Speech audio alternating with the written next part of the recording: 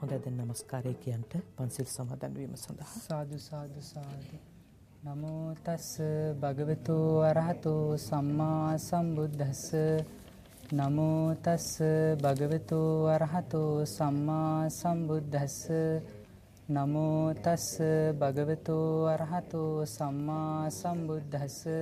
බුද්ධං සරණං ගච්ඡාමි බුද්ධං සරණං ගච්ඡාමි. ධම්මං සරණං ගච්ඡාමි ධම්මං සරණං ගච්ඡාමි. සංඝං සරණං ගච්ඡාමි සංඝං සරණං ගච්ඡාමි. ဒ ුතියම්පි බුද්ධං සරණං ගච්ඡාමි ဒ ුතියම්පි බුද්ධං සරණං ගච්ඡාමි. ဒ ුතියම්පි ධම්මං සරණං ගච්ඡාමි ဒ ුතියම්පි ධම්මං සරණං ගච්ඡාමි. ဒ ුතියම්පි සංඝං සරණං ගච්ඡාමි ဒ ුතියම්පි සංඝං සරණං ගච්ඡාමි. තතියම්පි බුද්ධං සරණං ගච්ඡාමි තතියම්පි බුද්ධං සරණං ගච්ඡාමි. තතියම්පි ධම්මං සරණං ගච්ඡාමි තතියම්පි ධම්මං සරණං ගච්ඡාමි. තතියම්පි සංඝං සරණං ගච්ඡාමි තතියම්පි සංඝං සරණං ගච්ඡාමි. සරණාගමනං සම්පුන්නං ආම භන්තේ පානාති පාතා වේරමණී සික්ඛාපදං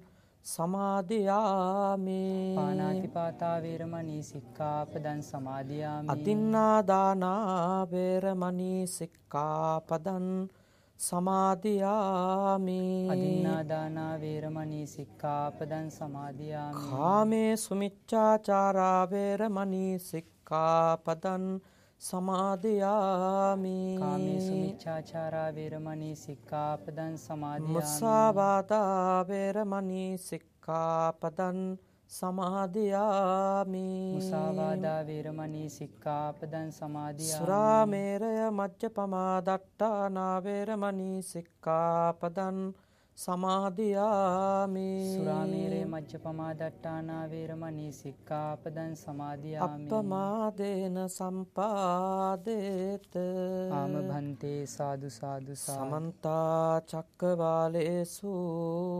අත්‍රා ගච්ඡන්තු දේවතා සද්දම්මං මුනි රාජස්ස සුනන්තු සග්ග මොක්කදන් ධම්මස්සවන කාලෝ අයං බදන්තා ධම්මස්සවන කාලෝ අයං බදන්තා ධම්මස්සවන කාලෝ අයං බදන්තා සාදු සාදු. නමෝ තස්ස භගවතු අරහතෝ සම්මා සම්බුද්දස්ස නමෝ තස්ස භගවතු අරහතෝ සම්මා සම්බුද්දස්ස නමෝ තස්ස භගවතු අරහතෝ සම්මා සම්බුද්දස්ස සාදු සාදු. ඒකේන භෝගේ බුඤ්ජෙය්‍ය ද්වේහි කම්මං පයෝජයේ චතුත්තංච නිදාපෙය්‍ය ආපදාසු භවිස්සතේ තේ. සාදු සාදු.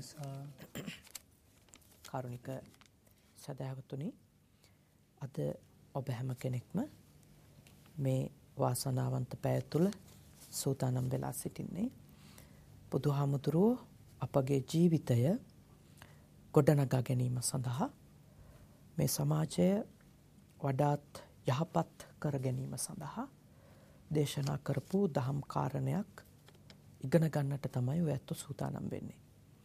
විශේෂත්වය මේ මැදිරිය තුළ ඊටාම සීමිත පිරිසක් මේ ධර්මදේශනයට ඇහුම්කම් දුන්නට ලෝකයේ රටවල් විශාල ප්‍රමාණයක ජීවත් වෙන බෞද්ධයෝ, ඒ වගේම ලංකාවේ ජීවත් වෙන බෞද්ධ අබෞද්ධ බොහෝ දෙනා බෞද්ධ නාලිකාවෙන් මේ උතුම් ධර්මදේශනය ඇහුම්කම් දෙනවා. එතකොට අපි මේ වගේ දේශනයකට මාතෘකාවක් තෝරද්දී පොදුවේ මේ ස්ථානයේ ඉන්න පිරිස විතරක් ඉලක්ක කරන්නේ නැහැ. රට තුළම ජීවත් වෙන විශාල පිරිසකට ප්‍රයෝජනවත් වෙන දෙයක් තමයි අපි මෙවැනි ස්ථානයකදී සාකච්ඡාවට ලක් කරන්නේ. ඉතින් අද බෞද්ධ නාලිකාවේ මේ ධර්මානුශාසනාවට දායකත්වයේ අරගෙන තිබෙනවා අපේ ඊටම හිතවත් දායක මහත්ම මහත්මීන් පිරිසක්. එංගලන්තයේ කෙන්ටි පදිංචි දාර්ශිකා අමරසිංහ නෝන මහත්මිය, සෝමලතා සේනානායක මහත්මිය ඇතුළු පවුල සියලු දෙනා තමයි අද පින්කමේ දායකත්වය අරගෙන තිබෙන්නේ. විශේෂයෙන්ම නොම්බර 11 දොඩම්ගහහේන ගොතටුව නව නගරයේ විසූ මීට අවුරුදු 11කට පෙර මිය පරලෝකීය ආදරණීය තාත්තට පියදාස අමරසිංහ පියතුමන්ට පින්පෙත් අනුමෝදන් කරන්නටත් එවැගේම ජී.ඩී. ධර්මසේන මහත්මාණන්ට පින් දෙන්නටත් ජී.ඩී. සෝමාවතී මහත්මියට පින් පමුණවන්නටත් පවුලේ දූ දරු පිරිස මේ පින්කමට ඉතාම හොඳින් සතුටින් දායකත්වය අරගෙන තිබෙනවා. ඒ වගේම මේ පින්කමේදී සෙත් පතන්නට අපේක්ෂා කරනවා සුමනා අමරසිංහ නැන්දනියටත් සෝමලතා සේනානායක මෑණියන්ට සහ එම්.ඒ. රූපවතී මෑණියන්ට. එතකොට මේ පිරිසට සෙත් පැතීමත් පින් අනුමෝදන් කිරීමත් කියන අරමුණු ඇතුවයි අද මේ ධර්මදේශනය සිද්ධ කරන්නේ. සාමාන්‍යයෙන් අපි කෙනෙක් මිය ගියහම මෙවැනි ධර්මදේශනයක් කරලා දන් පූජා කරලා ඒ පින අනුමෝදන් කරන එක අපේ චාරිත්‍රයක්. දැන් ඔබට විශේෂ අවස්ථාවක් හම්බෙලා තියෙනවා. ගෙදර 100කට 200කට දේශනයක් ඇහුම්කම් දෙනව වෙනුවට ලක්ෂ සංඛ්‍යාත පිරිසකට ඇහුම්කම් දෙන්න මේ ධර්මදේශනයට අවස්ථාව බෞද්ධ නාලිකාව නිසා ලැබිලා තියෙනවා. ඔබ දායකත්වය අරගෙන බොහෝම කැපවීමෙන් මේ උතුම් පින්කම සූදානම් කරලා අපිට ආරාධනා කළා. අපි ඒක ගැන පළමුවෙන්ම ඔබට ආශිර්වාද කරනවා මේ අවස්ථාවට මට ඇරයුම් කිරීම ගැන.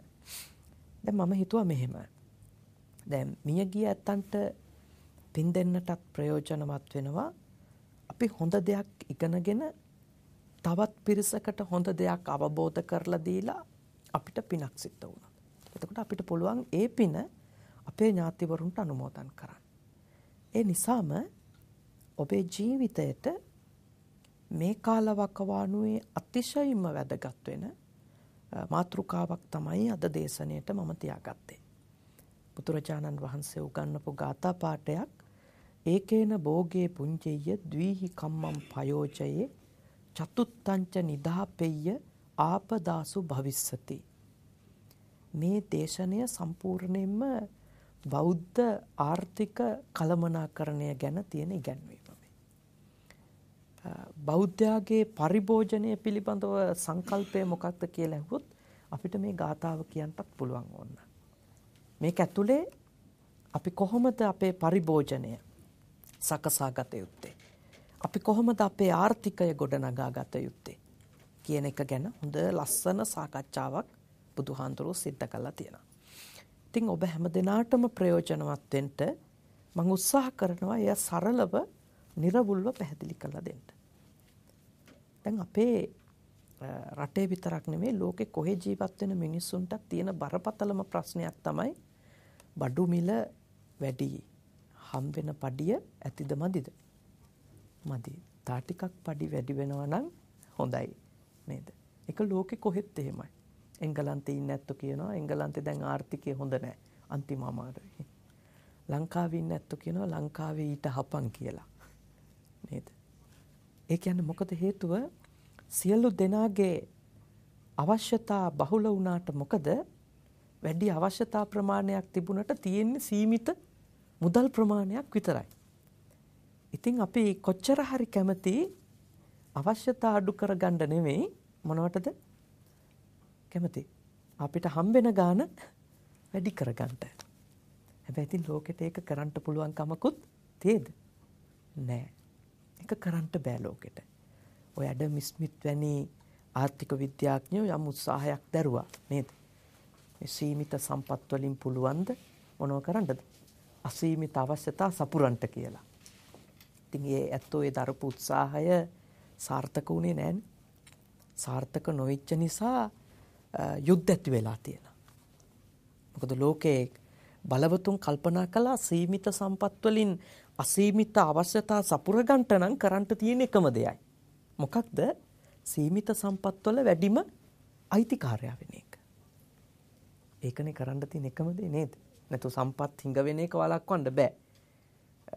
ඔබතුමන්ලා ටික ජීවත් වුණත් නැතත් මම ජීවත් වෙන්න නම් මම වැඩිම ගොඩ මගේ කරගන්න ඕනේ. ඒක තමයි මේක ඇතුලේ අපිව පොළඹවපු දේ. ඉතින් ලෝකේ සීමිත සම්පත්වලට අද යුද්ධ හටගෙන තියෙනවා. බැලු බැල්මට පේන්නේ ආගම් යුද්ධ කියලානේ නේද? බැලු බැල්මට මේක ක්‍රිස්තියානි සහ මුස්ලිම් සටනක් ලෝකේ තියෙන්නේ. නමුත් ඇත්තටම ඒව නෙමෙයි මේ දෙවිවරු අතර ප්‍රශ්නයක් නෙමෙයි. දෙවිවරු දන්නෙත් නෑ මේ වගේ සටන් යන බව. ප්‍රශ්නේ කොහේද මේ සීමිත තෙල් ටිකේ වැඩිම අයිතිකාරයා වෙන්නේ කවුද? නාස්තික බලය කාටද වැඩිපුර තියා ගන්න පුළුවන්? ලෝක ආර්ථික බලවතා කවුද? මේවනේ සටන් වල ඇත්ත හේතු. මම එතන ඉන්නවා ජේසු ඉන්නවා අල්ලා ඉන්නවා නේද? ඊ පැත්තකින් මේ අමුණගත්තු ඒවා. මේ ප්‍රශ්නේ වහගන්න. අපි මේවා තේරුම් ගන්න ඕනේ. ඉතින් මේ සීමිත සම්පත් වලින් අපේ ආසාව සපුරන්ට අමාරුයි. දැන් මේ පැයේ නිකන් මෙහෙම හිතන්න මේ පැයේ බණ වෙනුවට මේ ශාලාව ඇතුළට 2011 වැස්සක් වැටෙනවා කියලා. නිකන් හිතන්න නේද? පැයක් අපි ඉන්න ශාලාව ඇතුළට 2011 වැටෙනවා. හරියටම පැය අවසන් වෙනකොටම 2011 වැස්ස පායනවා. අපිට මොනව හිතේද දනුජය මහත්තයා? මොනවද හිතෙන්න පුළුවන්? හොඳයි පායපු එක කියලාද? නෑ නේද? හිතෙන්න පුළුවන් ආසන්නම එක තමයි අපරාධේ පැවුවේ. අපරාධේ පැවුවේ. තා චුට්ටක් වහින්න තිබුණා. මොකද නිකන් වැස්සක් නෙමෙයි 2011 වැස්සක් මේ වහින්නේ. ඒ කියන්නේ 2011 වැස්සකින්වත් අපේ තණ්හාව සපුරන්ට පුළුවන්ද? බෑ. බුදුහාඳුරන්ගේ කාලේ 2011 තිබුණ නෑනේ උපාසකම්. කහවණු තිබුණේ. ඉතින් කහවණු උපමාවට අරගෙන බුදුහාඳුරු සඳහන් කරනවා නකහ පන වස්සේන තිත්ති කාමේසු විජ්ජති. කහවණු වැස්සක් වැස්සත් කාමේ නම් සපුරන්ට බෑ. තා පොඩ්ඩක් වැස්සොත් හොඳයි කියලා තමයි පේන්නේ. මෙන්න මේ නිසා බුද්ධාගම යෝජනා කරනවා යම්කිසි කෙනෙකුට මේ ලෝකයේ තෘප්තිමත්ව ඉන්නට ඕනි නම් ඒගොල්ලෝ මුලින්ම ලද දෙයින් සතුටු වෙන පිරිසක් බවට පත් වෙන්න ඕනේ. ඒ නිසා අපිට තෘප්තිය සතුට අපේක්ෂා කරනවා නම් අපි කල යුතු දේ තමයි අපිට තියෙන ටික කොහොමද හරියට පරිහරණය කරගන්නේ කියලා ඉගෙන ගන්න ඕනේ. නැතුව නැති ටිකට හූල්ල ඉන්න පුළුවන්. ඕනනම් තියන අයට ඉරිසියා කර ඉන්නත් පුළුවන්. අරයලට වැඩි අපිට තමයි නැත්තේ. ඒ දෙකම පුළුවන් නේද? ඉරිසියා හිතුනම වෙන්නේ ඉස්සෙල්ලම එයාගේ ටික අපිට ගන්න පුළුවන්ද කියලා බලනවා. දෙවනියට බලනවා අපිට ගන්න බැරි නම් මොකද? එයාටත් තියන්නද නැති කරන්නද? නැති කරන්න ඕනේ. නේද? අපිට නැතිව කොහොමද ඒගොල්ලොන්ට තියෙන්නේ? ඉවර කරන්න ඕනේ. ව්‍යාපාදේ එනවා නේද? මුලින් ඒගොල්ලොන්ගේ සම්පත් ගැන ලෝභය ඊළඟට ව්‍යාපාදේ නසන්න ඕනේ. ඉතින් දැන් මේ ක්‍රමයේ යටතේ අපිට සතුට හම්බෙන්නේ නැහැ. මේ නිසාම බුද්ධාගම ඔබට යෝජනා කරනවා සීමිත සම්පත් සඳහා ඔබේ අසීමිත ආශාවල් පාලනය කරගන්න කියලා. ඒක තමයි උත්තරේ. සීමිත සම්පත් වලින් අසීමිත ආසා සපුරන්න බෑ. හැබැයි තියෙන්නේ පොඩ්ඩයි. තියෙන ගානට මොකක් කරගන්නද කියන්නේ මේ? හිත හදාගන්න. හිත හදාගන්න. කාමයේසු විනය්‍ය ගේදම්. කාමයට මොනවද දාන්න කියන්නේ? විනයක්. ආසාවල් තිබුණට කමක් නැහැ. විනය නීති වලින් පාලනයට ලක් කරන්න ඕන. දැන් ගිහියන්ට කාමයේ තියාගන්න තහනම් නැහැ නේද? හැබැයි බුද්ධාගම කියනවා මිච්ඡාචාරයට යන්න එපා. නේද? තහනම් කරන්නේ කාමයේ නෙවෙයිනේ ගිහියට. ගිහියට තහනම් කරන්නේ කාම මිත්‍යාචාරය. වැරදි ලෙස කාමය හොයන එක. කාමයේ තහනම් කළා නෑ බුද්ධාගමේ ගිහියන්ට. හාමුදුරුවන්ට කියනවා අබ්‍රහ්මචර්යා. කාමයෙන් අයින් වෙන්න. ගිහියට කියනවා කාමයේ තිබුණට කමක් නෑ වැරදි තැනකට යන්න එපා එකේ. එතකොට ඔබට පැහැදිලි වෙන්න ඕනි දේ තමයි බෞද්ධයා මේ ජීවිතයේ සතුටින් තෘප්තිමත්ව ගෙවන්නට ඕනි. ඒක අනිවාර්යයි. ඒකට නම් තමන්ගේ තියෙන සම්පත් ටිකට හරියන්න තමන්ගේ හිත හදා ගන්න ඕනේ. හැබැයි තණ්හාවේ දාසයින් වෙච්ච අපිට හිත හදා ගන්න එක ලේසිත් නෑ නේද? මේ ලෝකෙින් සියලු දෙනාම තණ්හා දාස කියන නමට යටත් නේද? සියලු දෙනාම යටත්. ගිහි ඇත්තෝ මිස්ටර් තණ්හා දාස, මිසිස් තණ්හා දාස නේද? නිවන් දකින්නකම් හාමුදුරුවරුත් වෙනරබල් තණ්හා දාස. මොකද ඔක්කොම තණ්හා දාස තමයි. මේ තණ්හාවේ වහල්ලුද නැද්ද? වහල්ලු නිවන් දකින්නකම්. සියලු දෙනා. බුදුහාමුදුරු ඉතින් මේ තණ්හා දාසලගේ ස්වභාවය කියනවා. තණ්හා දාසල හැමදාම ඌනතාවලින් පෙළෙනවා. ඌනෝ ලෝකෝ අතිත්තෝ තණ්හා දාසෝ. තණ්හාවේ දාසයෝ ඌනතාවලින් පෙළෙනවා. මේ ඌනතාවය හින්දම අතිත්තෝ කියන්නේ මොකද්ද? අතෘප්තිමත්. සතුටින් නෙමෙයි. එකක් ලැබුණට පස්සේ ඒක මදි, තව එකක් ඕනේ. නවං පත්තයති. හැමදාම ප්‍රාර්ථනා කරන්නේ තියෙන එකද අලුත් එකද? අලුත් එකක්. මීට වඩා හොඳ ලොවක්. ඒ නිසා මේ ලෝකෙ මිනිස්සු වර්තමානයේ ආයෝජනය කරනවානේ නේද? යහපත් හෙටක්. එහෙමනේ කියන්නේ නේද? සතුටු සහගත හෙටක්. ඒ හෙට බාලගිරි දෝෂේ වගේ. කවදාවත් එනවද? නෑ, හෙට කියන්නේත් යහපත් හෙටක්. බුද්ධ ආගම ගිහියන්ටත් පැවිද්දන්ටත් යෝජනා කරන්නේ තෘප්තිමත් අදක්. අද සතුටින්. අද නිවැරදිව ඉන්නවා කියන්නේ හෙට දවස හොඳයිද නැද්ද? හොඳ හේතුඵලනේ නේද? අද හොඳ විදියට ගත කරොත් ඒ හේතුවෙන් හෙටත් අනිවාර්යෙන් මෙහි ප්‍රතිඵල හෙට හම්බෙන්න ඕනේ. හේතුඵල න්‍යායෙන්නේ බුද්ධ ආගම ලෝකේ තේරුම් ගන්න. ඒ නිසා අද හොඳ කරගන්න හැටි. අද තෘප්තිමත්ව ඉන්න හැටි තමයි බුද්ධ ආගමේ යෝජනා කරන්නේ. ඉතින් මෙන්න මේ නිසාම බුදුදහම ඔබට කියනවා ඒකේන භෝගේ බුඤ්ජෙය්‍ය. හම්බ කරන ධනයෙන් එක් කොටසක් පරිභෝජනයට වෙන් කරන්න කියලා. ද්විහි කම්මං පයෝජේ. කොටස් දෙකක් ආයෝජන කරන්න කියලා. චතුත්තංච නිදාපෙය්‍ය. ඒ කියන්නේ මොකද? තවත් කොටසක් මොකක් කරන්නටද? නිදන් කරන්නට. ආපදාසු භවිස්සති. කරදරයක් දුකක් විපතක් වුණාම ගන්නට. හම්බ කරන ධනයට මේක කරන්නට කියන. හැබැයි මේව කරන්නට බෑ සීලයේ පිහිටන්නේ නැතුව නේද? සීලයේ පිහිටන්නේ නැති කෙනෙකුට කවදාවත් හතරෙන් එකක් පරිභෝජනය කරලා ඉන්න හම්බෙන්නේ නෑ. යම් කිසි කෙනෙක් කොච්චර උත්සාහයෙන් හම්බ කළත් ඉත්ති දුත්තෝ. ඒ කියන්නේ මොකද්ද? ස්ත්‍රී දූර්තනම්. නයිට් ක්ලබ් වලට කීයක් වියදම් යනවද? නිකන් හිතන්න. ස්ත්‍රී දූර්ත වුණොත් කීයක් වියදම් වෙන්නේ? ඊළඟට සුරා දුත්තෝ. ඒ මොකද්ද? දිනපතාම බොන්නේ නැතුව නිින්ද යන්නේ නැත්තම්. වතුර බොන්නේ නැතුව නෙමෙයි, සුරාව බොන්නේ නැතුව. නිින්ද යන්නේ නැත්තම් දුත්තෝ. එතකොටත් වියදම් වැඩිද නැද්ද? වියදම් වැඩි. පඩි කොච්චර හම්බුණත් මදි. බෝතලේ දිනපතා ඉහළට යනවනේ නේද? හොඳම ඒවා ඕන වුණොත් හොඳම ඒවට තවත් ගාන වැඩි වෙනවා. දේශීය ඒවා ඕන නම් ඒවා බිව්වම ඇතුළ කුණු වෙනවා. ප්‍රශ්න කොටයි. ලේසි නෑ. සුරා දුත්ත වුණාම අතනින් බිල අඩු වුණත් ඇතුළ කුණු නම් බේත් වලට බිල වැඩි වෙනවනේ. ඒකනේ බුදුහාඳුරු කියන්නේ මේ විදේශීය ඒවා බිව්වත් දේශීය ඒවා බිව්වත් මොනව බිව්වත් සුරා දූර්තය ආර්ථිකෙන් කඩන් වැටෙනවා. නේද? අඩු ගානක් තමයි ගමේ වට. ඒ වුණාට ඒවා බිව්වා මේ ඇතුළ ඉක්මනින්ම කුණු වෙලා යනවා. එතකොට ඒවට වියදම් වැඩි, බිල් වැඩි. එතකොට ඉත්ති දුත්තෝ සුරා දුත්තෝ. තුන්වෙනි එක අක්ක දුත්තෝ. අක්ක දුත්තෝ කියන්නේ මොකද? සූදුවේහි ඇලුණු කෙනෙක් වුණා. රේස් බුකි ගාන යන නේද? ඔට්ටු අල්ලන්න යන කෙනෙක් බවට පත් වුණොත් ඉතින් එයත් ඉවරයි. ඒ කියන්නේ මොකක්ද?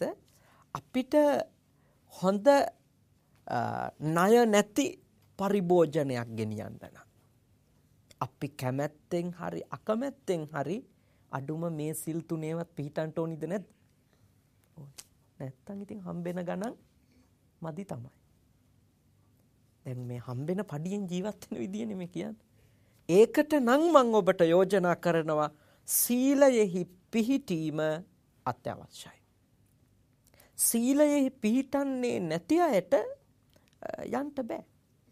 කොහොමද දැන් ඔබතුමාට මාසිකව රුපියල් 25,000ක් හම්බෙනවා නම් 25,000න් 4න් එකකින් ජීවත් වෙන්න කියලා නෙමෙයි මේ බුදුහාඳුරු කියන්නේ. ඒක නෙමෙයි කියන්නේ. හිමුනෝතින් ජීවත් වෙන්න හම්බෙන්නේ නැහැ. නේද? 25,000 4ට බෙදුවන් එන ගානෙන් ජීවත් වෙන්න බෑ. පවුලක් නඩත්තු කරන්න පුළුවන්ද? බෑනේ. ප්‍රාමාණික මුදලක්. ඔබ හම්බ කරන ධනයෙන් ප්‍රමාණවත් මුදලක් වැය කරන්න ඕනේ. මොකටද? එදිනෙදා පරිභෝජනය වෙනුවෙන්. හැබැයි ව්‍යාපාරිකයින්ට බුදුහාමුදුරුවෝ යෝජනා කරනවා ද්විහි කම්මං පයෝජයි. හම්බ කරන ධනයෙන් කොටස් දෙකක්ම නැවත මොකක් කරන්න කියලාද? ඉන්වෙස්ට් කරන්න. ආයෝජන කරන්න.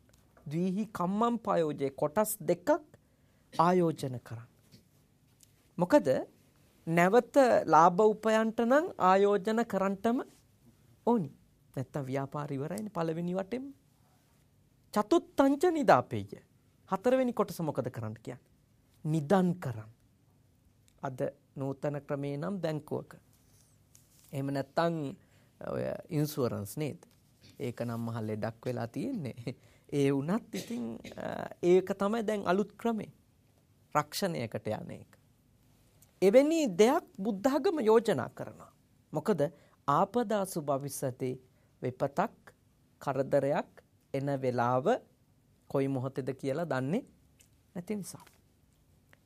හැබැයි ඔබ තේරුම් ගන්න ඕන දේ මම නැවතත් අවධාරණය කරනවා. මේ ගාථාවේ කියන්නේ රුපියල් 100ක් හම්බ කරලා 25කින් කාලා බීලා 50ක් ආයෝජනය කරලා ඉතුරු 50 බැංකුවේ දාන්න කියලා නෙමෙයි. ඒක ඔබේ ධනයට සාපේක්ෂව තමයි කීයද පරිභෝජනයට කියලා වෙන් කරන්න ඕනේ. ඒක දන්නේ නැත්නම් අමාරුවේ වැටෙනවද නැද්ද? අමාරුවේ වැටෙනවා. ඒකට ඉතින් හොඳ සිල්වත් බිරින්දෑ කෙනෙක් ස්වාමි පුරුෂයෙක් ගෙදර අධිපති තනතුරේ ඉන්න ඕනේ. මේ ක්‍රමයේ ක්‍රියාත්මක කරන්න. ගෙදර අධිපති තනතුරේ ඉන්න කෙනා සිල්වත් නැත්තම් මගේ නම් අදහස කොහෙත්ම කරන්ට බෑ. ජීවත් වෙන්න හම්බෙන්නෙම නැහැ. සිල්වත් වූ ස්ත්‍රියක් හෝ පුරුෂයෙක් අධිපති තනතුරෙහි ගෙදර ඉන්නම ඕනේ අර පිරිමැස්ම ගෙනියන්න. ඒක අංක 1. මොකද සිල්වත් අම්මා සිල්වත් තාත්තා දන්නවා නොහොබිනා අකටයුතුකම් 31කට වියදම් කිරීමෙන් වැළකී සිටින්න. සුදුසු දෙයට පමණමයි මුදල් වියදම් කරන්නේ. ඊළඟ එක තමයි නට්ටං ගවේසන්ති. නේද? නට්ටං ගවේසන්ති කියන්නේ ඉවර වෙච්ච ඒවා ගෙනත් තියන්ටත් හොඳ කළමනාකරණය කරන ගෘහ අධිපතියෙක් හෝ ගෘහාධිපතිනියක් කටයුතු කරනවා. ඒකට කියන්නේ දැන් ඔය රෙඩියුස් වගේ සංකල්ප ගෙනල්ලා තියෙන ලෝකයකට. නිරන්තරයෙන්ම ඉවර වෙන ටික ගෙනත් තියන්න ඕනේ. ඒක ඉස්සර අපේ ගෙවල් වල කවදාවත් ඒ හාල් භාජනේ ඉවර වෙනකන් ඉන්නේ නැහැ නේද? ඉවර වෙනකන් ඉන්නේ. මොකද ඉවර වෙනකන් හිටියොත් එහෙම උදේ පාන්දර දුවන්න වෙනෝනේ. හාල් ගේන්න. ඇතැම් වෙලාවට අපි හාල් ගේන්නේ මුදලාලිගේ කඩේ පොතට නම් උදේ පාන්දර අපිට ණයට දෙන්න මුදලාලි කැමති වෙන එකක් නැහැ.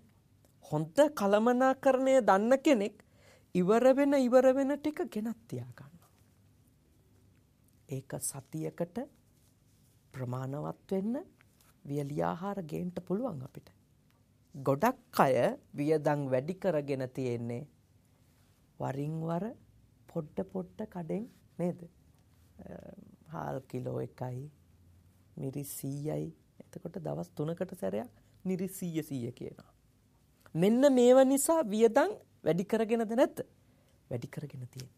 බුද්ධ ආගම කියනවා ඉවර වෙන දේවල් නට්ටං ගවේසන්ති. ඉවර වෙන දේවල් ඉක්මනින්ම සම්පාදනය කළා තියා. එහෙම නැති වුණොත් හොඳ ණය නැති ගෙදරක් බිහි කරන්න හම්බෙන්නේ නැහැ. ඒකට දක්ෂ වෙන්න ඕනේ. දක්කෝ කියලාත් කියනවා. දක්ෂ වෙන්න ඕනේ. අනලසෝ කම්මැලි නැති වෙන්නත් ඕනේ. තත්රූපාය විමංසා ඒ කියන්නේ උපායෙහි ශූර වෙන්න ඕනේ. අපි ඉතින් ආත්තම්මල පැරණි වැඩිහිටියෝ දන්නවනේ මේක නේද? සල්ලි හදිසියකට ගන්න පොඩි පොඩි තැන්වල තියා තියනවා නේද? ඒව ඉස්සර අපිට හිතෙන්නේ මේ කුම්මැහිකම් කියලා. සාරියේ යට ටිකක් අල්මාරියේ කොලේ යට ටිකක් චුට්ටක් තියෙනකොට ඒව නිකන් කුම්මැහිකම් වගේ තමයි අපිට පේන්නේ. හැබැයි අර ඉවර වෙන වෙලාව ආපු ගමන් කියනවා හරි මගේ ගාව තියෙනවා. මං ගේන්න. නේද? ඒ පැරණි ක්‍රමය ඇත්තන්ගේ. නැසිච්ච දේවල් කොතනක හරි හැංගිලා තියෙනවා. දක්ෂ ගෘහමූලිකයෙකු ඉන්න තැනක. ඒක පළවෙනියෙන්ම හිතන්න ඕන එකක්. දෙවෙනි එක තමයි ජින්හං පටිසංකරොත්ති. ඒ කියන්නේ මොකද්ද? දිරාපු දේවල්, කැඩිච්ච බිඳිච්ච දේවල් නැවත පිළිසකර කරන්න ඕනේ. ඒකත් බුද්ධ ආගමේ කියපු එකක්. මේ අර පිරිමැස්මෙන් ණය නොවි ජීවත් වෙන්න හිතනවා. දැන් ඒකට කියන්නේ රීසයිකලින් කියලා. නේද? අලුත් වචන ඒකනේ. කැඩිච්ච බිඳිච්ච දේවල් රීසයිකලින් කරන්න කියනවා. ප්‍රතිචක්‍රීකරණය කරන. බුදුහාමුදුරු කියනවා ජින්හම් පටිසංකරොන්ති කියලා. දි รา පත් වෙච්ච ඒවා කැඩිච්ච පිඳිච්ච දේවල් නැවත ප්‍රයෝජනෙට ගන්න පුළුවන් වෙන්න සකසන්ට. ඒක හරිම වැදගත් ක්‍රමයක්. හරිම ප්‍රයෝජනවත් එකක්. මොකද දැන් අර පාවිච්චි කරන්න විසික් කරන්න කියන සංකල්පෙට ලෝකෙ ගියොත් ලෝකෙ අමාරුවේ වැටෙනවද නැද්ද? වැටෙනවා. දැන් මේ 70 දශකයේ අගභාගයේ ලංකාවට ඒ සංකල්ප වේගෙන් ආවා. ඒ වෙනකන් අපේ තිබුණා මේ කැඩිච්ච විඳිච්ච දේවල් මහගෙන පිළියම් කරගෙන පරිභෝජනය කරන ක්‍රමවේදයක් තිබුණා. 70 දශකයේ අගභාගයේ වෙනකොට ආවා අර සිලිසිලි බෑග් නේද? බෑග් එකක් ගමුකෝ සිලිසිලි බෑග්. shopping bag කියලා නේද? ඒක ආපු ගමන් අපේ පම්මල්ල අපි මොකද කළේ? උඩින් විසික් කළේ මේකත් ගෙනියන්න පුළුවන් ද පාරේ කියලා. ඊට පස්සේ කඩේට යන වෙලාවට අපි එක බෑග් එකක් ගන්නවා නේද? පාන් රාත්තල් දෙකට එක බෑග් එකයි. හාල් කිලෝ එකට තව බෑග් එකයි ගන්නවා. හැබැයි මෙන්න මේ උපාසකම්මලා පාවිච්චි කරපු රෙදි මල්ල, පම්මල්ල, හාල් ටික ගෙනල්ලා ඒක මුට්ටියට දාලා ඊළඟට ඒ මල්ලෙම එළවලු ටික නේද? ගොඩක් දේවල් වලට එකක් පාවිච්චි කළා. ඒක ඉරුණොත් ආපහු රෙදි කෑල්ලක් තියලා මහ ගන්නටත් පුළුවන්. පම්මල්ලත් රෙදි තියලා ලස්සනට පිළියම් කරනවා. හොඳ පැරණි වැඩිහිටියෝ හොඳට ඉගෙනගෙන තියෙනවා ඇත්තෝ. මේ රීසයිකලින් නේද? දැන් පිළියම් කියන වචනේ කිව්වට ඒක ඇඟට අල්ලන්නේ නේද? අර වචනෙන් තමයි හොඳට ඇඟට අල්ලන්නේ මිනිස්සුන්ගේ. මේක තේරුම් ගන්න ඕනේ. මේ අලුත් ලෝකේ අර ඉතිහාසයේ නැවත නැවතත් හමු වෙනවා කියලා කියන්නේ. ඉතිහාසයේ නැවත නැවත සිද්ධ වෙනවා. ඒ වගේ එකක් තමයි අද අපිට සිද්ධ වෙලා තියෙන්නේ. අපිට කැමැත්තෙන් හරි අකමැත්තෙන් හරි සිදු වෙලා තිබෙනවා gedara බඩුවක් මුට්ටුවක් කැඩුනම බිඳුනම නැවත පාවිච්චියට ගත හැකි මට්ටමක තියෙනං ඒක ප්‍රතිචක්‍රීකරණයකට ලක් කරා. අනිත් එක තමයි වියදම් අඩු කරන්නට නම් අවශ්‍ය දේ මොනවද අනවශ්‍ය දේ මොනවද ගෙදරට තීරණය කරන්න ඕන. කඩේ පෙන්නන ඔක්කොම ගේන්න ගියොත් මොකද වෙන්නේ? තියෙන ගාන ඇතිද? මදි. එතකොට මොකද කරන්නේ? ගෙවීමේ ක්‍රමයට නේද? එතකොට නැති වෙලා යනවා එක දෙයක්. මොකද? අනනසුකය. අද මේ ලංකාවේ යන කාර් වලින් 90%ක්ම එයාට අයිති නැහැ නේද? ඒවා සියල්ලෝ ලීසින් තමයි. ගෙවීමේ ක්‍රම. එක්කෙනෙකුටවත් අනනසුකය නැහැ. මාසේ අන්තිමට ඩයිපිටි ඉහළටම නගිනවා. සීනි කාලා නෙමෙයි බයට. ඇයි? ණය බරින් පීඩා විඳින. හැබැයි අර තණ්හාවට වහල් වෙනකොට ඕක මතක් වෙනවද?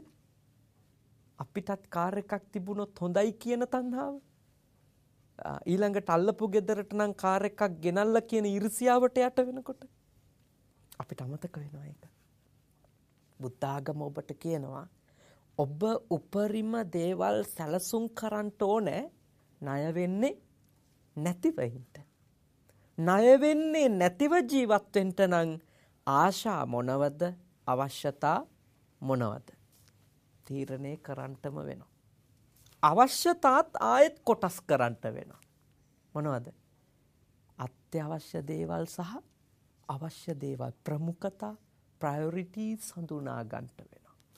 නැත්තම් යන්න බෑ. මේ ආර්ථිකය තුල යන්න බෑ.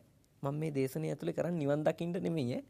මේ හොඳට ණය නොවි හොඳ කළමනාකරණයකින් ජීවත් වෙන හැටි තමයි මේ කියලා දෙන්නේ ඔක්කොම. ඒ නිසා පාලි වාක්‍ය ගොඩක් අඩුයි මේ දේශනේ. නිවනට අදාළ ඒවා කියන්නෙත් නෑ මේක ඇතුලේ. මේ කියන්නේ කොහොමද ආර්ථිකය කළමනාකරණය කරගන්න බෞද්ධයින්ගේ පැත්තෙන් තියෙන යෝජනා මොනවාද? බුද්ධ ආගම පැත්තේ. එතකොට බුද්ධ ආගම කියනවා ඔබ ප්‍රමුඛතම අවශ්‍යතා හඳුනා ගන්න. අපේ ප්‍රමුඛතම අවශ්‍යතා තියෙන්නේ මොනවද? ආහාර, බේතෙත්, නිවාස, ඇඳුම් පැළඳුම්. දැන් ඔය හතර තමයි ඔය ඇත්තන්ටත් තියෙන්නේ නේද? අපිට කියනවා චීවර, පිණ්ඩපාත, සේනාසන, ගිලාන ප්‍රත්‍ය නේද? ඔය ඇත්තන්ට කියනවා ආහාර, බේතෙත්, ඇඳුම් පැළඳුම් සහ නිවාස. හැබැයි ඔය හතර තිබුණට අපේ වගේ නෙමෙයි ඔය ඇත්තන්ට මේ නූතන ලෝකේ තරංගයක් තියෙනවා. මේ සිවුර ඉතින් කොහොම මැව්වත් මේ සිවුරමනේ නේද? මේකට ෆැෂන් තියේද? නෑ. අන්න ගිහි අමාරුවේ වැටෙන තැන. ඇඳුම් තිබුණට ඇඳුම් වල විවිධ විලාසිතා තියෙනවා. කඩේට අනුව මිල වෙනස් වෙනවා. නේද? එකම ඇඳුම වුණත්. දැන් මෙන්න මේ වයිදී අපි බලන්න ඕනේ මම ආසාවටද ඇඳුම ගන්නෙ මගේ අවශ්‍යතාවයට. මේක තෝරන්ට යද්දි ලොකු සටනක් කරන්න වෙනවා මොකක් එක්කද? තණ්හාව එක්ක. නේද? රාගය එක්ක ලොකු සටනක් කරන්න වෙනවා. මොකද මට මගේ හිතට ඕනි එකම දෙන්න ගියොතින් අනිවාර්යයෙන්ම මේ හම්බෙන වැටුප් මදි. ඒ නිසා ගිහියන් තේරුම් ගත යුතු දේ තමයි ඇඳුම් අත්‍යවශ්‍යයි. හැබැයි බ්‍රෑන්ඩ් එක කියන්නේ ඇඳුමේ අත්‍යවශ්‍ය එකක්ද? නෑ, ඒ ආසාවට තෝරන එක. නේද? කොයි ආයතනෙන්ද ඇඳුම ගන්න කියන එක ආසාවට. ඇඳුම් අවශ්‍යයි. මෙන්න මේක අඳුනගන්න. කෑම අවශ්‍යයි. හැබැයි කන්නේ මොන හෝටල් එකෙන්ද කියන එක ඒක අවශ්‍යතාවයේ කොටසක් නෙමෙයි. ඒක මොකේ කොටසද? ආසාවේ කොටසක්. මං ආසයි අහවල් තැනින් කන්න. ඒකට එහෙනම් තීරණය කරන්න ඕනේ ණය වෙලා නෙමෙයි. මට සල්ලි තියෙනවා. වතුර අවශ්‍යයි. බීම අවශ්‍යයි. හැබැයි කෑමට කලින් මේ වර්ගයේ බීම ඕනමද? නේද? සමහරව කියන්නේ මේ බීම නැතුව අපිට කෑම එපා කියලා කියන්නේ. නේද? කණ්ඩ නම් ඕන දෙයක් බොණ්ඩ නම් මෙන්න මේවා විතරයි කියන්නේ. නේද? ඒ අවශ්‍යතාවද ආසාද? ඒ ඔක්කොම ආසා. නේද? ඒවා නැති වුණා කියලා ආහාර දිරවීම පිළිබඳව ලෙඩ රෝග එන්නේ නැහැ. දැන් වෙලා තියෙන්නේ මොකද්ද? අපේ ආශා දිගටම ඇඩ්වර්ටයිස්මන්ට් දිහා බලන් ඉඳලා මොනව බවට පත් වෙලාද? අවශ්‍යතාව බවට පත් වෙලා. මේ ආසා අවශ්‍යතාව නෙවෙයි. ආශා අවශ්‍යතාව වෙනවා. ඉතින් ආසා නම් කොච්චර එන්න පුළුවන්ද මිනිස්සුන්ට නේද? තේරුම් ගන්න. මම ඔබට සිහි කරන්නේ මේව තේරුම් ගන්න කියලා. තේරුම් ගන්න නැති තාක්කල් අපේ රට අපේ මිනිස්සු ණයකාරකමේ ගිලෙන එක වළක්වන්න බෑ. මාසෙට ආයතන 5කට විතර බිල් ගෙවන්න තියෙන අය බවට පත් වෙන එක වළක්වන්න බෑ. ආස හඳුන ගන්න ඕනි, අවශ්‍යතා හඳුන ගන්න ඕනේ. මොකක් කරද්දිද? නැසුණු දේවල් උපයා තබන්ට යද්දි. නට්ටන් ගවේසන්. ඊළඟට ගෙනාපු බඩු මුට්ටුත් බුදුහාමුදුරුවෝ සඳහන් කරනවා කැඩුනම එක සැරේම වීසි කරන්න එපා. ඒකෙන් කියන්නේ ප්‍රයෝජනෙට ගන්න බැරි බෝතල් කුප්පි ගෙවල් අස්සේ ගොඩ ගහගෙන ඉන්න කියලා. මේක නෙමෙයි කියන්නේ. මොකද ගොඩක් අය ගෙවල් අස් කරන්න කියලා පටන්ගෙන ආයෙත් පිහිදාලා ඊළඟ වටේ ආපහු ගේ ඇතුළෙම තියා ගන්නවා. කිසිම ප්‍රයෝජනයකට නැති බෝතල් ආදී දේවල් නේ. ඒක නෙමෙයි මේ බුද්ධ ආගම කියන්නේ. අත්තරින්ද යනකොට ලෝභ හිතෙනවනේ, ඒක ස්වභාවිකයි. බෝතලයක් වුණත් එහෙමයි. අත්තරින්ද යනකොට හිතෙනවා මේක මේ හදිසියේ තෙල් ටිකක් හරි දාගන්න ඕන වෙයි කියලා. හැබැයි අවුරුද්ද එක දවසක්වත් ඒකට තෙල් දාන්නෙත් නැහැ. කැරපොත්තෝ එහෙම ජීවත් වෙනවා. පොඩි සත්තු නිවාස හදා ගන්නවා ඒවයි. මම මේ කියන්නේ අත්තරින්ද තියෙන එක අත්තරින්ට ලෝභ වෙන්න එපා. හැබැයි ප්‍රයෝජනයට ගත හැකි යමක් තියේ නම් ඒක නැවතත් හදලා සකසලා ප්‍රයෝජනයට ගන්න. මේ සිවුර පාවිච්චිය ගැන බුදුහාමුදුරුවෝ හරි අපූර්වට කිව්වනේ නේද? මෙය ඉරුණොත් මම මහ ගන්න ඕනේ. දැන් සිවුර ඉරුණ කියලා මට සිවුර වීසි කරන්න අයිතියක් නෑ. මහගෙන කැඩිච්ච බිඳිච්ච තැන් පිළිසකර කරගෙන මේක පාවිච්චියට ගන්න ඕනේ. අලුත් එකකට යනව නම් ඒකට අවසර දෙන්නේ මෙය ඇඳේ ඇතිරිල්ල බවට පත් කරලා. ඒකයි විශේෂත්වය. ඇඳ ඇතිරිල්ල බවට සිවුර පත් වෙන්න ඕනේ. සිවුර එතකොට ඇඳේ ඇතිරිල්ල බුමුතුරුණ බවට පත් වෙන්න ඕනේ. බුමුතුරුණ පාපිස්නාව බවට පත් වෙන්න ඕනේ. දැන් අද රීයුස් ගැන කතා කරනවානේ නේද? 3R වලින් එකක්නේ රීයුස් නැවත නැවත පාවිච්චි කිරීම. ඉතින් අවුරුදු 2500කට කලින් තමයි මේ රීයුස් කතා කරලා තියෙන්නේ බලනකොට. නේද? සිවුර ගැන අපිට කියන ඔබට කොච්චර අලුත් සිවුරක් ඕනි වුණත් පවතින පාවිච්චි කරන සිවුර හොඳ මට්ටමේ තියෙනං අර චීවර භාජක හාමුදුරුවෝ සිවුරක් දෙන්නේ නැහැ. දැන් පන්සල් වල එක එක බඩු මුට්ටු බාරව පත් කරනවනේ එක්කෙනෙක්. සිවුරු බාරව ඉන්න හාමුදුරුවෝ චීවර භාජක. ඒ හාමුදුරුවෝ තමයි සිවුරු බෙදන්නේ. ඊළඟට පාත්‍ර බාරව ඉන්නේ එක හාමුදුරුවෝ කෙනෙක්. ඒ හාමුදුරුවෝ පත්ත භාජක. බලන්න කොච්චර හොඳ කළමනාකරණයක්ද කියලා නේද? දැන් අද ගෙදරක අම්මා හෝ තාත්තා හෝ ආත්තම්මා හෝ කවුරු හරි ගෙදරක ආහාර පාන උයන අයට ලබා දීම කරන්නේ නැත්තම් අපත යනවද නැත්? අපත යනවා. සපන් කැට 10ක් තියෙන තැනකින් හරි එකක් ගන්ට දැනට තියෙන එක ඉවර වෙලාද කියලා බලලා දෙන එක්කෙනෙක් ඉන්න ඕනේ. එහෙම නැති වුණොතින් අපිට කිසි අගයක් නැතුව යනවා සම්පත්තල. විනාශ කරන එක කිසිම ප්‍රශ්නයක් නැතුව යනවා. දැන් අඩු බඩු මුට්ටු තියෙනකොට පිරිමැස්මත් වැඩිද නැද්ද? වැඩි. බඩු මුට්ටු අඩු නම් ගෙදරක බහුභාණ්ඩික නෙමෙයි නම් එහි අර පිරිමැස්ම වැඩි වෙනවා. ඇයි? ඉවර වෙනවට බයයි. කොපි පොත් 100ක් ගෙනත් තියන්නකො මේ දූල පුතාලා ඉස්සරහින්. ගෙදර මොනව වෙයිද? එතකොට කොපි පොතේ අන්තිම පිටුවත් පාවිච්චි වෙයිද? නෑ නේ. ඒ අන්තිම පිටුවට පිටු 5ක් තියෙද්දිම පොත ඉවරයි කියලා කියවෙනවද නැද්ද? අලුත් පොතකට යවෙනවා. ඒක මේ ළමයින්ගේ ප්‍රශ්නයක් නෙමෙයි. කාගෙත් ඇති එහෙමයි. ගොඩක් තියේ නම් උපරිමය දක්වා පාවිච්චි කරන්න අපිට හිතෙන්නේ නෑ. ඇයි එහෙම ඉන්නේ කියලා හිතෙනවා. තව අලුත් එකකට යන්නේ නැතුව අපි කැමතිම අලුත් එකකට. හැබැයි බුද්ධාගම අපට ඊටාම කාරුණිකව යෝජනා කරනවා. ඔබට ණය වෙන්නේ නැතිව අර කියපු ආරක්ෂාකාරී සම්ප්‍රදාය තුල ආර්ථිකය ගෙනියන්ට ඕනි නම් අනිවාර්යෙන්ම හොඳ කළමනාකරණයක් සම්පත්වල තියෙන්න ඕනේ. කැඩිච්ච පිඳිච්ච දේවල් හදාගන්නටත් තියෙන දේවල් නැවත නැවත පාවිච්චි කරන්නටත් පුරුදු වෙන්න ඕනේ. ආසාවට දේවල් ගෙන එම වෙනුවට අවශ්‍යතාවය හොඳින් තේරුම් අරගෙන දේවල් ගෙන එන්න පටන් ගන්නට ඕනේ. අපි අඩු බඩු මුට්ටු ප්‍රමාණයක් පාවිච්චි කරන අය බවට පත් වෙනවා කියන්නේ මොකක්ද? අපේ රටේ කැලිකසල ප්‍රශ්නෙටත් විකල්පයක් හම්බෙනවද නැද්ද? හම්බෙනවා. ඇයි? අපිට කුණු ගොඩට වීසි කරන්න තියෙන ප්‍රමාණය අඩුයි. අපේ ගෙදර ගොඩක් තියේ නම් කැඩෙන කෝප්ප ප්‍රමාණය කීයද කියලාවත් හිතා ගන්න බෑ. එතකොට හැමදාම කුණු ගොඩට යමක්. හැබැයි අඩු බඩු මුට්ටු තියෙන ගෙදර කුණු ගොඩට යන ප්‍රමාණය ඉවත දාන්නට වෙන ප්‍රමාණය බොහෝම සීමිතයි.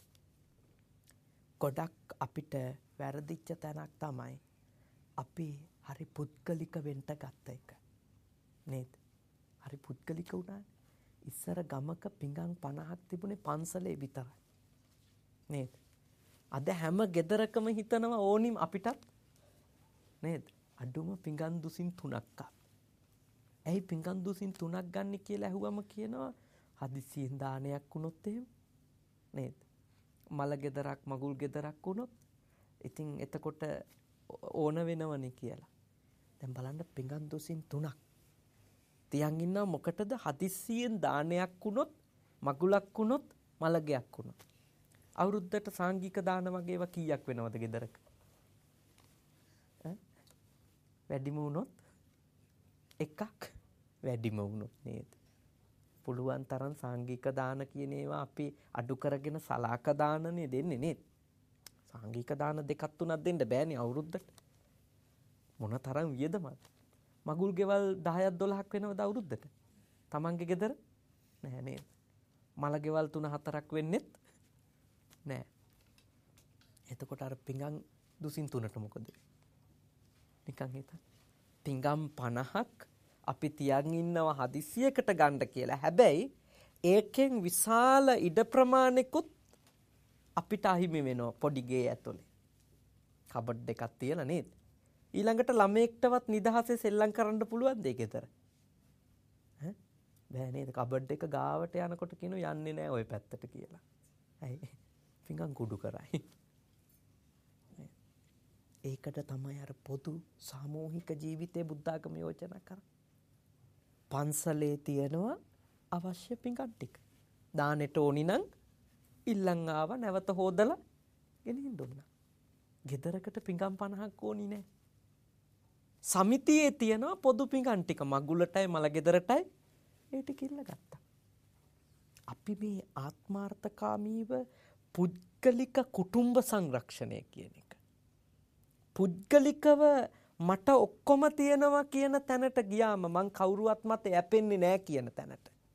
ගියාට පස්සේ වෙන දේ තමයි අපි මේ කැලිකසල ගොඩට දාන ප්‍රමාණෙත් වැඩි අනිත් එක පාවිච්චි කරන්නේ නැති ගොඩක් දේවල් ගෙදර ඇතුලේ තියන් ඉන්න එකත් වැඩි වෙනවා. මේවා හිතන්න. මේවා අයින් කරන්නේ නැතිව අපි මොන තරම් කතාන්දර කිව්වත් අපිට මේ ආර්ථිකයට මූණ දී ගන්නට බෑ. ඇයි කවුරුවත් පඩි වැඩි කළා දෙයිද? නෑ. කවුරුත් කියන්නේ 7-5ක්වත් පඩි වැඩි කරන්න බෑ ඕනනම් අයින් වෙලා යන්න කියලා කියන්නේ. ආයතන. එහෙමයි කියන්නේ. පඩි වැඩි කරන්න කියපු ගමන් කියන්නේ තව ඉන්නවා පොලිමේ එන්න අය යන්න ඕන. එහෙනම් එකම දෙයයි තියෙන්නේ පඩි වැඩි කරගන්න බැරි නිසා තියෙන පඩියට අපේ අවශ්‍යතා ලයිස්තු හදා ගන්න එක. මේවා ක්‍රියාවට නංවන්ට නම් මා ඔබට ඊටාම කාරුණිකව සිහිපත් කරනවා අවශ්‍යයි හොඳ අර පිරිමැස්මක්. හොඳ අර පිරිමැස්මක්. ලයිට් ටිකේ ඉඳලා වතුර ටික ෆෑන් එක මේ ඔක්කොම ටික පිරිමහන්න ඕනේ.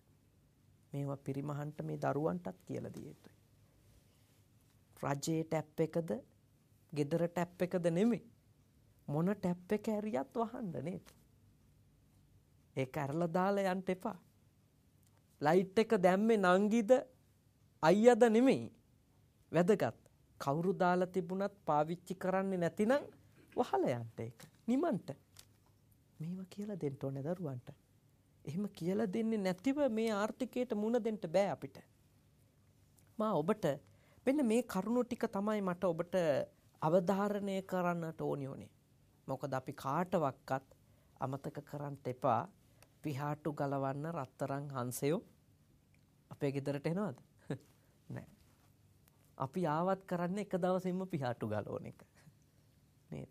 රත්තරන් පිහාටු දෙන හංසෙක් ආවොත් අපි කරන්නේ එක ගන්න එක වෙනුවට එක දවසෙම පිහාටු ටික ඔක්කොම ගලවයි. ඇයි? ආයෙත් ආවේ නැතොත් කියලා. මොකද මේ කාම තණ්හාවත් එක්ක හම්දෙන ප්‍රමාණය කොච්චර හම්බුණත් අපිට ඇති නෙමෙයි මදි නිසා. මේ කරුණු ටික තේරුම් ගනිද්දි මම ඔබට නැවතර වැවේ උපමාවක් පැහැදිලි කරලා දෙනවා. මොකද බුදුහාමුදුරුවෝ සඳහන් කරනවා අපිට වැවක ජලය එන දොරටු තියෙනවා ජලය පිට වෙන දොරටු තියෙනවා. ව්‍යග්ගපජ්ජ සූත්‍රයේ ඊටාම ලස්සනට මේක කියලා දෙනවා. වැවේ එන වතුර එන දොරටු ටික ඔක්කොම ඇරලා වතුර පිට වෙන දොරටු වැහුවොත් මොනවද වෙන්න පුළුවන්? වැව පිරීලා එන වතුර ප්‍රමාණය වැඩි නිසා බැමි ගලවගෙන විනාශයක් වෙන්න පුළුවන්.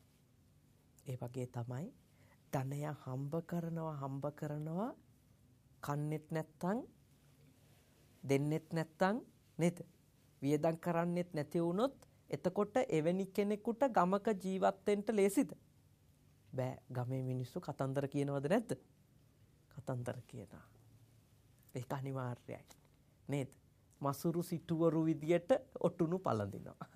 නේද? වළක්වන්න බෑ. මිනිස්සුන්ගෙන් චෝදනා එනවා. කන්නෙත් නැති, දෙන්නෙත් නැති ඒත් ගොඩ ගහන අය. අර වැව වගේ. ඒක අනුමත නැහැ. තවත් වෙලාවකට අපිට පුළුවන් ඕන නම් මෙහෙම කරන්න. වැවේ වතුර එන දොරටු වහලා වතුර පිට වෙන දොරටු ඔක්කොම අරිනවා. අවුරුදු 10ක් ඉතාලියේ ඉඳලා ආපු වගේ. නේද? එතකොට මොකද වෙන්නේ? ඔක්කොම එකතු කරන් ඇවිල්ලා ඉතාලම සතුටින් කාලා බීලා ජීවත් වෙනවා. හැබැයි ආයෝජනද? නෑ, මුකුත් ආයෝජන නොකර. ඉවර වෙලා ආයෙත් ඉතාලියන් ණයටත් සල්ලි අරගෙන. ඒ ක්‍රමේ බුද්ධාගමේ අනුමත නෑ. සම්පූර්ණ හම්බ කරන හැම සතයක්ම වියදම් කරන එක. කාලා බීලා ඉවර කරන එක. ඒක බුද්ධාගමේ අනුමත කරන්නේ නෑ. ඒ කියන්නේ වැවේ වතුර එන දොරටු වහලා පිට වෙන දොරටු ඇරලා තියන්න එපා. ඒක විනාශයට හේතුවක්. ඊළඟ එක. ඒ තමයි වැවේ වතුර එන දොරටුත් ඇරලා පිට වෙන දොරටුත් ඇරලා තියන එක. ඒකත් අනුමත කරන්නේ නෑ නේ. ඔක්කොම දොරටු ටික ඇරලා තිබුණම වැවක් නෙමෙයිනේ ඒක. එතකොට එනවා එන ටික එහෙම්ම යනවා. එක අතකින් අරන් අනිත් අතින් වියදම් කරනවා.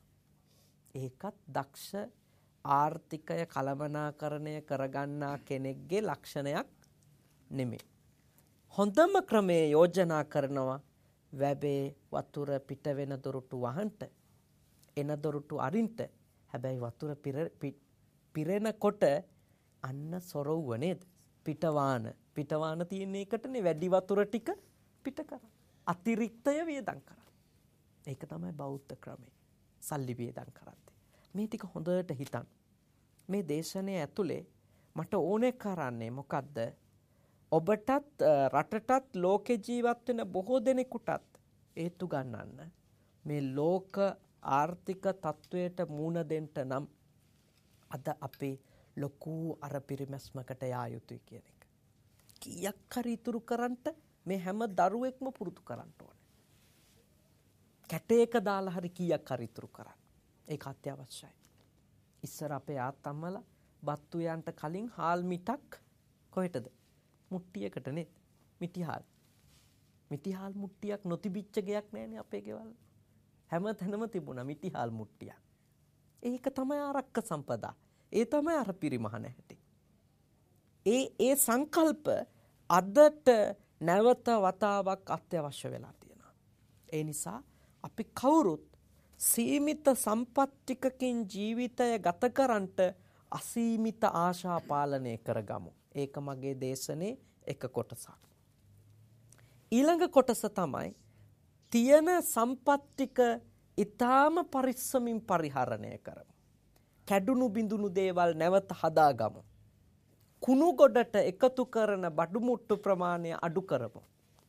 ගොඩාක් බඩු මුට්ටු ගෙදර ගොඩ ගසා ගැනීමෙන් වළකිමු. ওই ටික තමයි මේ දේශනේ පුරාම කිව්වේ. මේ ටික දැනුගත් අයට ලොකු දේවල් නුනත් ඔබතුමියලට ලොකු පිනක් සිද්ධ වෙනවා. මේවා ගැන බිඳුවක්වත් හිතන්නේ නැති අය ලක්ෂ ගණනක් මේ රට තුල ඉන්න නිසා ඒ ඇත්තන්ට මේවා වැදගත්. හැමදාමත් 30000ක් 40000ක් හම්බ කළත් මාසෙට තවත් 10000ක් ණය මේ රටේ ඉන්නවා. ඒ නිසා අන්න ඒ ඇත්තන්ට මේ දේශනේ ලොකු ප්‍රයෝජනයක් හම්බෙයි හිතන්ට පටන් ගන්නවා නම්. ඒ සඳහා පෙළඹවීමකුයි අද දේශනේ ඇතුලේ සිද්ධ කළේ. ඉතින් අද දවසේ අපේ පින්කමේ දායකත්වයේ දරපු එංගලන්තයේ කෙන්ටි පදිංචි දර්ශිකා අමරසිංහ නෝන මහත්මිය, ඒ වගේම සෝමලතා සේනානායක මහත්මිය ඇතුළු පවුලේ සියලු දෙනා ඊටාම වටින උදාර කුසල කර්මයක් කළේ. බුද්ධ ආගමේ විවිධ පැති තියෙනවා. ආයෙත් දවසක අපි වෙනත්ම පැත්තක් කතා කරන්න පුළුවන් අපිට. මේ ආර්ථිකය පැත්ත. ආර්ථිකයේ පරිභෝජනය සහ කළමනාකරණය පැත්ත මේ. විවිධ පැති තියෙනවා. අද දවසේ මේ සාකච්ඡාව මේ දේශනාවට දායකත්වයේ ගනිද්දි ඔබ අපේක්ෂා කළා විශේෂයෙන්ම නම්බර 11 දොඩම්ගහ හේන ගොතටුව නවනගරයේ විසූ මේට අවුරුදු 11කට පෙර මියගිය ආදරණීය පියතුමන්ට දර්ශිකා අමරසිංහ මහත්මියගේ පියතුමන් පියදාස අමරසිංහ මහත්මයාට නේද පින් අනුමෝදන් කිරීම මූලික බලාපොරොත්තුවක් වුණා. ඊට අමතරව ජී.ඩී. ධර්මසේන මහත්මයාණන්, ජී.ඩී. සෝමාවතී මහත්මිය, ඒ වගේම තවත් ආශිර්වාදයන් කිහිපයක් සිද්ධ කරනවා. විශේෂයෙන්ම සුමනා අමරසිංහ නැම්දනිය, සෝමලතා සේනානායක මෞතුමියට සහ එම්.ඒ. රූපිවතී මෑණියන්ට සෙත් පැතීම. එතකොට මේ සියලු දෙනාටම සෙත් පතන්ටත් පින් දෙන්නටත් ඊටාම හොඳ පින්කමක්. මේවට කියන්නේ ධර්ම දානය කියලා. ධර්ම දානමය කුසල කර්මයෙන් බණ කියපු මටත් පින් සිද්ධ වෙනවා. පින්කමට සම්බන්ධ වුණු ඔබටත් පින් සිද්ධ වෙනවා. ඔක්කොටම පින් සිද්ධ වෙන හොඳ පින්කමක් අපි සිද්ධ කරගත්තා කියලා සතුටු වෙමු. රැස් කරගත්ත සියලුම කුසල ශක්තිය අපේ ආදරණීය ඥාතීන්ට, තාත්තා ඇතුළු සියලුම ඥාතීන්ට අනුමෝදන් කරමු. අනුමෝදන් වෙත්වා. සාංශාරික දෝෂයක් නිසා හරි දුක් ඇති තැනක ඉන්නවා නම් දුකින් නිදහස් වේවා. අපේ පියතුමන් ඇතුළු සියලු ඥාති මිත්‍රාදීන් අමා මහ නිවනින් සැනසීමෙන් සැනසීමටපත් වෙත්වා කියලා සාදු කියලා ප්‍රාර්ථනා කරන්න. ඒ වගේම සම්‍යක් දෘෂ්ටික දෙවියන් මේ පින් අනුමෝදන් වෙත්වා. දෙවියන්ගේ ආශිර්වාදයේ ආරක්ෂාව බැල්ම ශක්තිය මේ වයෝවෘද්ධ මෑණිවරු ඇතුළු මේ සියලු දෙනාටම ලැබේවා. නිදුක් වේවා, නිරෝගී වේවා, චිරජීවනය ලැබේවා.